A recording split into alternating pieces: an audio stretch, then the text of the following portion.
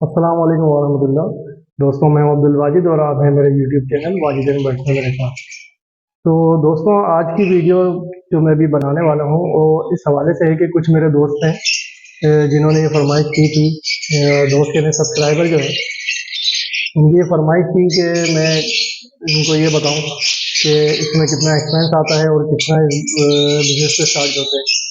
जो लोग ऑलरेडी ये बिजनेस कर रहे हैं तो वो तो जाहिर सी बात है, इसकी तमाम चीज़ें जान चुके हैं और फिर उसके हवाले से वो इसकी जो भी एक्सपेंस वगैरह हैं सब बेयर कर रहे हैं। न्यू फैंसियर्स को इसके बारे में ज़्यादा नहीं मालूमात होती। न्यू फैंसियर से मुराद जो अभी बिजनेस स्टार्ट करना चाह रहे हैं, तो फिर मैं इसके हवाले से वीडियो बना रहा हूँ और आपको सारी डिटेल कोशिश करता हूँ इसे एक ही वीडियो में प्रोवाइड कर दूँ। और अगर ये ऐसा ना हो सका तो इसको स्प्लिट कर दूंगा मुख्तलिफ पार्ट के अंदर।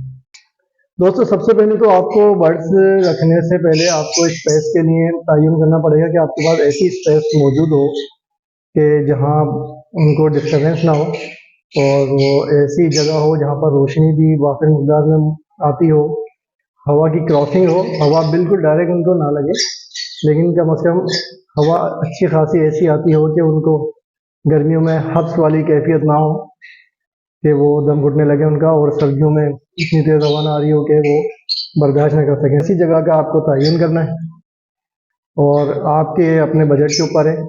मिनिमम जो छोटे से छोटा केज अगर आप रखना चाहते हैं, वैसे तो रिकमेंडेशन तो यही होती है कि इनको कम से कम इतना 3 फीट का तो लेंथ में केज दिया जाए जिसमें ये फ्लाइंग कर सकें।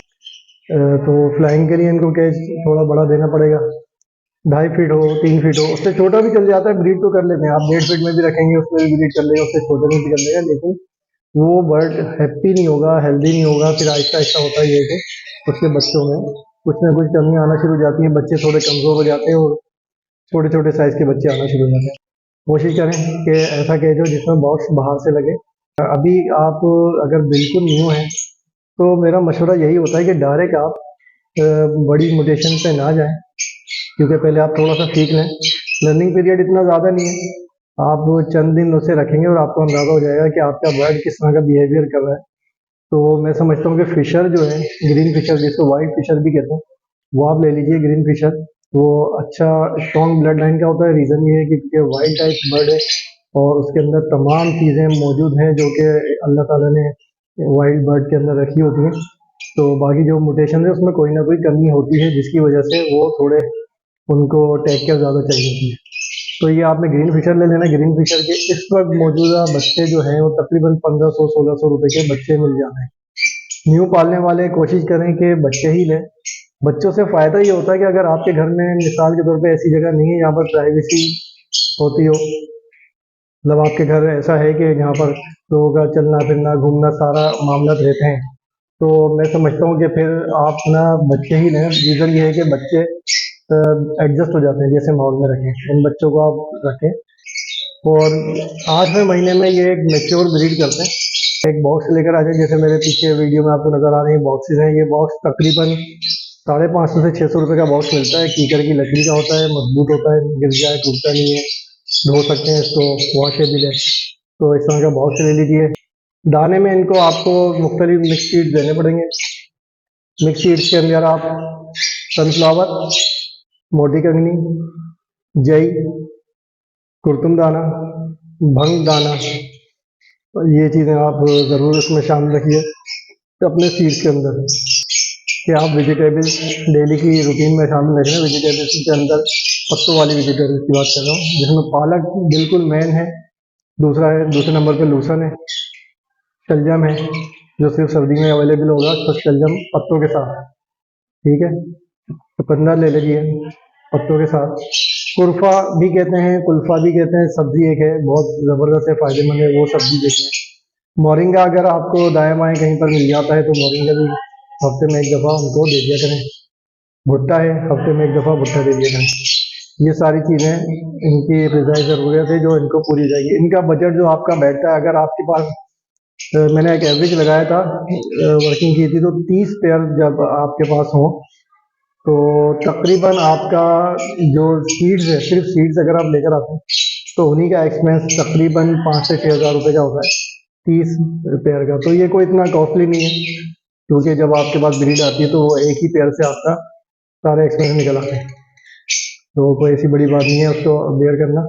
तो ये आप अगर उसको डिवाइड कर लें तो एक पेयर का फिर 1000 रुपये का पड़ गया। अगर आप अभी बिल्कुल इनिशियल पालना शुरू कर रहे हैं और एक पेयर से ले रहे हैं तो अभी तो आपके बर्ड्स के जितने भी दाना भी बहुत सारा बचेगा, पाला और लूसन वगैरह जो भी चीज़ें रहेंगे वो अभी खाएगा नहीं, क्योंकि वो नई जगह पर आता है और उसके दूसरे बर्ड्स नजर नहीं आ रहे होते, तो वो डर के सहमा हुआ ही बैठा रहता है। तो थोड़ा टाइम लगेगा उनको अपनी एक्टिविटी पूरी करने में। तो आपके तो तमाम चीज़ें बचती रहेंगी। रिसाइकिल कर लिया करें, जो दाना बचेगा उसको छान लें और साफ सुथरा कर लें। पानी इनको साफ सुथरा पानी, साफ सुथरे से मुराद ये नलकों में आएगा पानी ना दें, बॉइल वाटर दें या फिर मिनरल वाटर दे दें। कोशिश करें कि आपके घर में मटका हो, मटके के अंदर पानी रख दिया करें, उससे TDS उसके बिल्कुल प्रॉपर हो जाते हैं। मिनरल वाटर हो या फिर बॉइल वाटर हो, मटके में डाल के रखें और वो इसको दे दिया करें। रोजाना इनके बर्तन पानी के तो लाजमी धोएं। दाना आप ऐसा कीजिएगा 4 5 6 दिन का जितना भी है वो दाना धो लें अच्छी तरह से, उसको ड्राई कर लें, किसी कागज़ पे कपड़े पे फैला दें, उसको सूखने दें, बिल्कुल बिल्कुल ड्राई हो जाए तो फिर वो दाना उनको प्रोवाइड कर दें। और उनके बर्तन में रोज़ाना या 1 2 दिन बाद उसमें छिलका जमा हो जाता है, उसको फेंक दिया करें। तो ये इनका दाने पानी का सिलसिला है। इनको कैल्शियम बहुत ज़्यादा मकदार में चाहिए होता है क्योंकि अंडे देने वाली चीज़ें हैं। तो कैल्शियम के लिए कुछ कैल्शियम मिनरल ब्लॉक्स मिलते हैं मार्केट में, कैल्शियम ब्लॉक जिसे कहते हैं, 10 15 20 रुपए तक का एक ब्लॉक होता है, वो आप लगाते हैं। दूसरी बात, जिसको लोग कटल बोन जिसे समुद्री झागी कहते हैं, मछली की हड्डी भी कहते हैं, वो इसके अंदर लगाते हैं। वो ये बहुत शौक से खाते हैं। बाकी सब्जियां जो मैंने बताई, आप जो आपको अवेलेबल आसानी से हो जाया करें वो सब्जियां बदल बदल के रोजाना की बुनियाद पे देते हैं। एक आध दफ़ा दिन में ना अपना किसी दिन इसका गैप भी कर दिया करें वेजिटेबल्स वगैरह का। फ्रूट्स में अब मौसम्बी का जूस अगर आपके आया करे तो मौसम्बी का थोड़ा सा जूस अगर एक पेयर है तो तकरीबन 1 से 2 स्पून उसके पानी में मिला दिया करें। 2 3 दिन कंटिन्यू दें, फिर उसके बाद गैप कर लें। एक चीज़ और होती है कैल्सी प्लस, ये विटामिन C और इसमें कैल्शियम भी होता है, जो इनके इम्यून सिस्टम को स्ट्रॉन्ग करती है, उसको सपोर्ट करती है। ये इनको बीमारियों के बाद भी देनी चाहिए और वक्तन फ़ौक्तन ख़ासतौर पर गर्मियों में तो लाजमी दिया करें इसको। और देने की मकदार ये है कि तकरीबन 2 चुटकी एक छोटी पानी की कटोरी में मिक्स करके एक पेयर को आप दे दिया करें, तो इनका इम्यून सिस्टम भी स्ट्रॉन्ग रहता है। डेली की बुनियाद पर नहीं, वही बात है कि हर चीज़ की रोज़ाना आदत नहीं डालिएगा, सिवाय दाने के कुछ ना कुछ उसमें गैप दे दिया करें ताकि वो उनका जो सिस्टम है वो प्रॉपर चलता रहे और जो उनके पहले की गई हुई ग़िज़ा है वो सही से उनको हजम करना है। और आपको उसका बिहेवियर भी नज़र आ जाए कि ये चीज़ देने से फ़ायदा क्या हो रहा था और इसका रोकने से क्या इसमें तब्दीली आई है। ये हो गया। दवाइयाँ इनकी मुख्तलिफ़ किस्म की होती हैं। पैनाडोल तो रेगुलर अपने पास रखें, ब्रुफिन आपके पास रखें। बेसिक अगर फूलता है परिंदे तो सबसे पहले पैनाडोल उसको दी जाए। और अगर कोई ज़ख्म हो जाता है, तकलीफ होती है उसे, तो उसके ऊपर पॉलीफैक्स या सेकेट्रिन पाउडर लगाएं या फिर और उसके साथ उसको ब्रूफिंग दे दें ताकि बुखार भी उसका ख़त्म हो और उसके साथ उसको दर्द में भी कमी आ जाए। ये कुछ प्रिवेंशन की चीज़ें मैं मुख्तलिफ रैंडमली बता रहा हूँ। आप वीडियो को पॉज करके आगे पीछे करके देख लीजिएगा। मैं और इसमें कोई चीज़ रह गई है तो आप सवाल करके पूछ सकते हैं, मैं आपको बताता रहूँगा। ग्रीज पर जब ये आएंगे तो उससे पहले आपने इनको कुछ नेस्टिंग मटेरियल देना है। मार्केट में टूटी वगैरह अवेलेबल होती है। गार्डन की ग्रास मत दीजिएगा, उसके अंदर कीड़ों के अंडे होते हैं, जुएँ होती हैं, वो फिर कीड़े निकल आते हैं तो इनके परों में घुस जाते हैं और ये बहुत परेशान होते हैं। चींटियों से बचाइए, चींटियाँ आ जाती हैं इनके बॉक्सेस में चली जाती हैं, अंडों पे लग जाती हैं, बच्चे मार देती हैं। इससे बचाइएगा। सफाई सुथराई लाजमी रखें। इनके करीब मुर्गियों को और कबूतरों को ना लगाएं, क्योंकि होता यह है कि मुर्गियों की बीमारियां इनको लगती हैं और कबूतर भी जो है उसमें चेचक की बीमारी बहुत पाई जाती है, वो इसमें फैल जाती है। चेचक की बीमारी नए फैंसियर को कंट्रोल करना बहुत मुश्किल हो जाती है और इसका वाहिद हल यही होता है कि सफाई सुथराई, सफाई बहुत रखें। बहुत से मुराद ये है कि ट्रे गंदी हो जाए उसको साफ कर दिया करें बिल्कुल अच्छी तरीके से। बॉक्स बच्चे जब निकल आएंगे तो बच्चे निकलने के बाद बॉक्स को अच्छी तरह से धोकर उसमें कीड़े मार स्प्रे करके और बॉक्स को वापस लगा दीजिए। ये एक पेयर पालने के हवाले से और मजीद जितने भी पालेंगे सब में आपने ये प्रिवेंशन तो लाजमी करनी ही करनी है। रोशनी इनको 24 घंटे नहीं चाहिए होती। मगरिब के बाद ज़्यादा से ज़्यादा ऐसा के बाद आप बल्ब वगैरह बंद कर दें और इनको सोने दें आराम से। नींद पूरी करेंगे तो फ्रेश होते हैं ये बिल्कुल, और सेहत इनकी अच्छी रहती है। सुबह ही उठने के आदी होते हैं ये बिल्कुल, फजर से भी पहले ही उठ जाते हैं। तो हो सके तो आप उसी टाइम इनका बल्ब वगैरह ऑन कर दें। धूप अगर आती है आपके वहाँ तो बहुत अच्छी बात है, धूप इनको बहुत पसंद है और इनकी सेहत के लिए बहुत ज़रूरी है, क्योंकि विटामिन डी होता है धूप के अंदर, और विटामिन डी के बगैर कैल्शियम हमारी बॉडी में एब्जॉर्ब नहीं होता। कैल्शियम का एक बहुत ही अहम किरदार है हमारी जिस्म में, हमारी लाइफ के अंदर। तो उसके बगैर तो हमारे ब्लड की सर्कुलेशन भी मतलब प्रॉपर नहीं हो पाती, और हमारे जो मसल्स हैं वो भी सही से प्रॉपर काम नहीं करते हैं। फिर ये तो अंडे देते हैं, तो अंडों के लिए इनको कैल्शियम बहुत चाहिए होता है, इनकी फीमेल्स वगैरह को, ये कैल्शियम आपको इनको प्रोवाइड करना पड़ेगा। धूप नहीं आती तो आपको विटामिन डी के ड्रॉप्स आते हैं, जिसमें एक नाम बता देता हूँ मैं, डी मैक्स के नाम से, बाकी बहुत सारी जगहों पे मुख्तलिफ मिलते हैं। वो ड्रॉप लेकर आइएगा, एक ड्रॉप एक पानी की कटोरी में बिल्कुल अच्छी तरह से मिक्स करके बर्ड को दिया जाता है। तो लेकिन इसको कंटिन्यू नहीं रखें, इसको कोशिश करेंगे हफ्ते में 2 दिन दे दिया जाए, अगर धूप नहीं आती आपके यहाँ तो।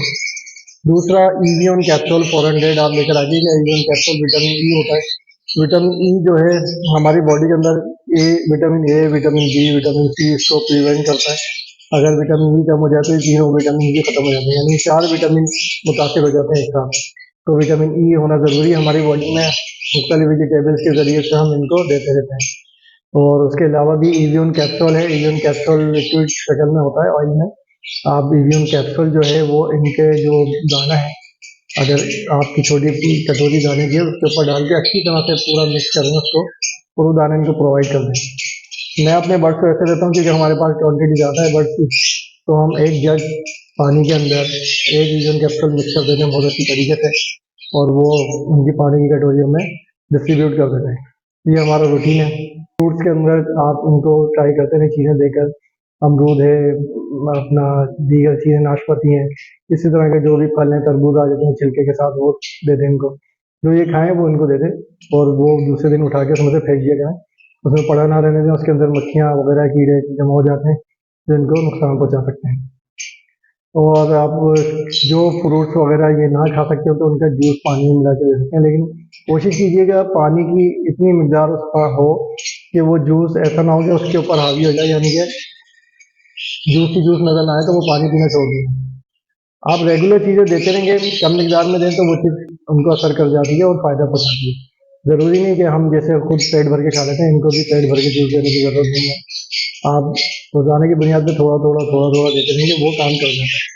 दवाइयों में एंटीबायोटिक वगैरह की भी जरूरत पड़ेगी वक्त के साथ साथ, वो आप पूछ लीजिएगा मुझसे, नेट पे खुद भी सर्च करा सकते हैं। वैसे तो एंटीबायोटिक, और इनकी एक बड़ी मशहूर कोलिसॉल प्लस के नाम से दवाई है, जो मोशन वगैरह और इनके फूलना, सुस्त होना उस बीमारी में चलती है। उसके ऊपर उसका इस्तेमाल का तरीका भी लिखा हुआ है, वो आप अपने घर में ला के रख लीजिए। 100 रुपये, 110 या 120 रुपये की मेरे ख्याल से एक बोतल है, कोई एक्सपेंसिव नहीं है। दूसरी एंटीबायोटिक जो इंसानों में हम यूज़ करते हैं, बच्चों में भी, सेफिन मैं अक्सर यूज़ कराता हूँ अपने बर्ड्स को। मैं ऑगमेंटन भी यूज़ कराता हूँ, लेकिन वो वक्त के साथ साथ देख करके इसको इन्फेक्शन है तो फिर ऑगमेंटन यूज़ कराता हूँ, वरना सेफिन अगर कोई ऐसी बीमारी जाती है जो पैराडोल ब्रोफिन से ठीक नहीं हो रही होती, तो फिर उसको एक मिनिमम मिकदार के साथ सेफिन उसको देना शुरू कर देता हूँ पानी के अंदर मिक्स करके। अक्सर बर्ड्स को ऐसी सूरत हाल हो जाती है कि दाना खिलाना पड़ता है, तो आप छोटी सिरिंज, उसके आगे पाइप लगा हुआ, पाइप थोड़ा लंबा हो, वरना उनके हलक में अक्सर पाइप डालने से, छोटा पाइप होता है तो अंदर ही रह जाता है, बहुत मुश्किल होती है उसको निकालने में। तो बेहतर है कि थोड़ा लंबा पाइप हो।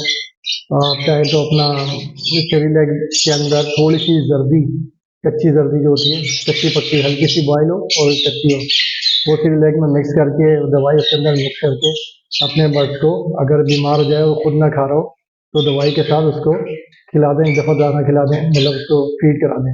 थोड़ी सी मुश्किल तो होगी, जाहिर सी बात है, बर्ड को ये अजीब लग रहा होता है तो टॉस नहीं छोड़ रहा था, 2 बंदे एक दूसरे की हेल्प के जरिए से ये काम कर सकते हैं। तो ये कुछ बातें मैंने रैंडमली आपको बताई हैं दोस्तों, इसमें बहुत सारी बातें मुझसे मिस हो गई होंगी, यकीनन मुझे याद आएंगी तो अगली वीडियोस के अंदर भी शामिल कर लूँगा। तो अभी इस वीडियो का मैं इख्तिताम करता हूँ, और मजीद आपने मुझसे कुछ जानना चाहते हैं, अगर इस वीडियो से आपको कोई फ़ायदा पहुँचा है और समझ में आई है, कोई बात अच्छी लगी है, तो इस वीडियो को अपने दोस्तों में शेयर कर दीजिएगा। आप नए हैं मेरे चैनल में तो इसको सब्सक्राइब करना ना भूलिए, और बेल आइकन को भी प्रेस कर दीजिए ताकि मेरी हर नई आने वाली वीडियो का नोटिफिकेशन आप तक पहुंचे। अभी मैं इस वीडियो में इख्तिताम करके मजीद एक प्रोग्रेस वाली भी वीडियो बनाऊंगा, क्योंकि हम हर हफ्ते की प्रोग्रेस आपको लाजमी दिखाते रहें ताकि आप हमारे साथ इस बिजनेस में शामिल रहें और आपको पता रहे कि हमने कहाँ से शुरू करा था और हम कहाँ तक पहुँच चुके हैं इन चंद महीनों के अंदर। तो बहुत अच्छी प्रोग्रेस आ रही है माशाल्लाह से, आपके साथ अभी शेयर करता हूँ और इस वीडियो का इख्तिताम यहीं पे करता हूँ। अपने दोस्त अब्दुल वाजिद को इजाज़त दीजिए। अस्सलाम वालेकुम।